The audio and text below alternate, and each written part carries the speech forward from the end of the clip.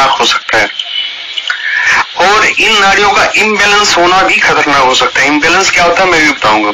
यानी कि मैंने जैसे बताया कि 60 से 80 मिनट तक ये नाड़ी चलती है। अगर 60 से 80 मिनट से ज्यादा देर तक चल रही है पिंगला नाड़ी, तो निश्चित तौर पे आप बीमार पड़ने वाले हैं।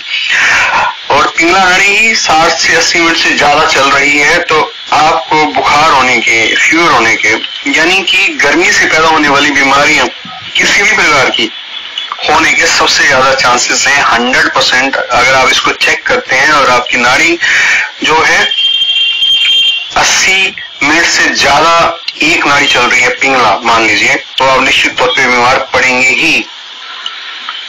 आप अगर ऐसा हो रहा है और आप चेक कर रहे हैं तो उस वक्त आप अपने टेस्ट करवाइए, तो आपको मालूम पड़ेगा कुछ ना कुछ गड़बड़ बॉडी में हो चुकी है या होने वाली है। तो अब आते हैं ईड़ा नाड़ी में जो लेफ्ट सवर है।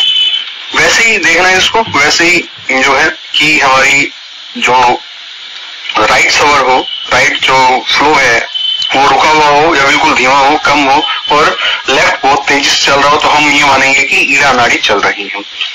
इसमें हम क्रिएटिव कार्य कोई भी करना चाहें, आर्टिस्टिक वर्क करना चाहें और अपने से ऊपर वाले से काम करवाना चाहें, किसी ऑफिसर से काम करवाना है, तो हम लेफ्ट सवर का प्रयोग करेंगे। याद रखिए सांस लंबी होनी चाहिए। चेक वैसे ही करना है, ईड़ा सवर चल रहा हो, फिर अपनी छाती के पास, चेस्ट या ब्रेस्ट के पास उल्टा हाथ लेके आएंगे तो आपको सांस महसूस होनी चाहिए। इसका मतलब ही मैं समझाऊंगा कि ये बात मैं क्यों कह रहा हूं। तो आपकी ईड़ा नाड़ी चल रही होगी। इस वक्त आप क्रिएटिव वर्क करेंगे, अपने लिए कुछ भी मांगेंगे वो पूर्ण होगा ही। शर्त एक है ईड़ा नाड़ी और स्वर लंबा, सांस लंबी। तो किसी से कोई कार्य करवाना हो तो ईड़ा स्वर में करवाएं तो वो अवश्य सिद्ध होगा। यहाँ कार्य अपने से ऊपर वाले से करवाना है, पिंगला में अपने से नीचे वाले से करवाना है। यानी इसका मतलब है कि आप ऑफिसर हैं और अपने से नीचे वाले व्यक्ति से करवाना का चाह रहे हैं तो वो ईड़ा नाड़ी से हो जाएगा। और आप एम्प्लॉई हैं, अपने ऑफिसर से करवाना चाह रहे हैं, आप ऑफिसर हैं तो पिंगला नाड़ी से होगा, और आप अपने से ऊपर वाले से अपने ऑफिसर से करवाना चाह रहे हैं तो ईड़ा नाड़ी से होगा। और ईड़ा नाड़ी भी 60 से 80 मिनट से ज्यादा अगर चलती रहती है तो भी समस्या पैदा होगी ही, तो भी आप बीमार पड़ेंगे। कोई भी नाड़ी, चाहे वो लेफ्ट सवर हो चाहे वो राइट हो, अगर अपने नॉर्मल टाइम पीरियड से ज्यादा चल रहा है तो उसमें प्रॉब्लम आई। अब दोनों सवर एक साथ, जिसका समय कितना मैंने बताया था 4 मिनट केवल। तो जब सुषुम्ना नाड़ी चल रही हो वो 4 मिनट में कभी भी कोई काम मत करना। कोई भी काम करोगे कभी भी नहीं बनेगा। आपको पीड़ा, ईड़ा, पिंगला चेक करनी आए या ना आए, आपको पता चलेगी पिंगला नाड़ी क्या होती है या ना पता चले, पिंगला ईड़ा दोनों के बारे में किसी के बारे में ज्ञान ना हो, लेकिन जब दोनों नाड़ियां एक साथ चल रही हो, कोई भी काम करने जा रहे हो वो स्टॉप कर ले। वो 4 मिनट के अराउंड ही होता है, थोड़ा इससे ज्यादा भी हो सकता है। 4 मिनट नॉर्मल इंसान के लिए बताया गया। और हर व्यक्ति, क्योंकि हर व्यक्ति का अलग है, जैसे हमारे फिंगरप्रिंट अलग है वैसे हमारी सांसों की लय भी अलग है। जैसे हमारी शक्लें अलग हैं, जैसे हमारी आईज अलग हैं, वैसे हमारी सांसों की लय भी अलग है। हर व्यक्ति के लिए ये भी अलग ही है। तो जब दोनों स्वर आपके एक साथ चल रहे हों तो कोई काम करने जा रहे हों तो रुक जाएं, क्योंकि वो काम नहीं बनेगा। चेक करके देख लें पहले कि बना है या नहीं बना, चेक भी कर लें। तो ये समय किस चीज के लिए होता है? केवल ध्यान के लिए, आध्यात्मिक कार्यों के लिए निश्चित होता है। देखिए अक्सर मुझसे लोग पूछते हैं कि ध्यान करने का सबसे अच्छा समय कौन सा है। तो इस वीडियो के माध्यम से मैं बता रहा हूँ, जब आपके दोनों स्वर एक साथ चल रहे हो वो आपके लिए है ध्यान करने का समय। जरूरी है सुबह आप उठे तो आपके दोनों स्वर चल रहे हो, तो आपके लिए है ध्यान करने का समय जब आपके दोनों स्वर एक साथ चल रहे हो, दोनों नाड़ियां एक साथ चल रही हो। अब हमने 3 बातें जान ली, 3 नाड़ियां जान ली, ईड़ा, पिंगला और सुषुम्ना। अब मैं आपको इसमें और एड ऑन करने जा रहा हूं, जो मैं बार बार कह रहा था कि अपनी ब्रेस्ट और या चेस्ट के पास हाथ ले जाके हमें देखना है कि हमारा स्वर कितना लंबा है।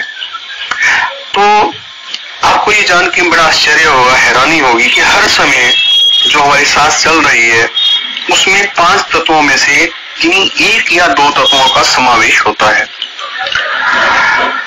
तो ये तत्व हमारी सांस में विद्यमान रहते हैं, इनकी पहचान होती है, इनकी पहचान भी कर सकते हैं। अगर हम इन तत्वों को पहचान करना सीख लें तो जो मैं बताना चाह रहा हूँ कि ये काम होगा या नहीं होगा, इसके बारे में और 100% अगर गारंटीड होना चाहते हैं तो 5 तत्वों की भाषा भी सीखनी होगी। क्योंकि ईड़ा, पिंगला और सुषुम्ना को सीखना तो बिल्कुल आसान है, थोड़ी मुश्किल आती है इन 5 तत्वों को जानने में आती है। अगर ये मुश्किल हम पार कर गए तो फिर हम दुनिया का कोई भी काम कर रहे होंगे, हमें पता चल जाएगा, तब हम 100% श्योर होंगे कि ये काम होगा या नहीं होगा। बड़ा अद्भुत है स्वर शास्त्र, होने वाले कार्य की जानकारी तो देता ही है। आने वाला व्यक्ति, कोई व्यक्ति आपके पास आ रहा है, आप अपना स्वर चेक कीजिए। अगर आप का स्वर ईड़ा या पिंगला दोनों में से कोई चल रहा है, पृथ्वी, 5 तत्व होते हैं मैं बता दूं, पृथ्वी, जल, अग्नि, वायु और आकाश। पृथ्वी और जल में से कोई तत्व चल रहा है तो वो व्यक्ति आपका बुरा नहीं करेगा। अगर उस वक्त पिंगला स्वर चल रहा है तो और फायर एलिमेंट चल रहा है और कोई व्यक्ति आपके पास आता है तो आप ये समझ लीजिए कि वो आपका बुरा करने के लिए आया है और डोमिनेंट तरीके से बुरा करने के लिए आया है। 2 तरीके से बुरा किया जाता है, एक तो डोमिनेंट तरीके से, दूसरा हमें जो है हमारे पीछे से, यानी कि पीछे से वार करके, एक सामने से वार कहा जा सकता है और एक पीछे से वार कहा जा सकता है। कोई चुपचाप हमारा बुरा चाहे और कोई सामने से आके हमारा बैठ पूरा करे। तो ये समय के बारे में जानकारी देता है कि इस समय आपका बुरा है, अच्छा है, क्या करना चाहिए, क्या नहीं करना चाहिए। आपकी कुंडली में जिस तरीके से रहस्य समाये हुए हैं, ये भी अपने अंदर बहुत से रहस्य समाये हुए हैं। भौतिक और आध्यात्मिक दोनों स्थितियों के बारे में जानकारी देता है और हर वक्त आपको गहरे सिग्नल देता रहता है। अब बात ये होती है कि आपकी कुंडली के हिसाब से डेली कौन सा स्वर होना चाहिए, सुबह उठते ही कौन सा स्वर होना चाहिए, आप जब पैदा हुए उस वक्त कौन से स्वर और कौन से तत्वों में पैदा हुए, ये जानना भी बहुत जरूरी है। इसके जानने के लिए आपको मुझसे पर्सनली संपर्क करना पड़ेगा, क्योंकि ये फिर पूरी कैलकुलेशन के हिसाब से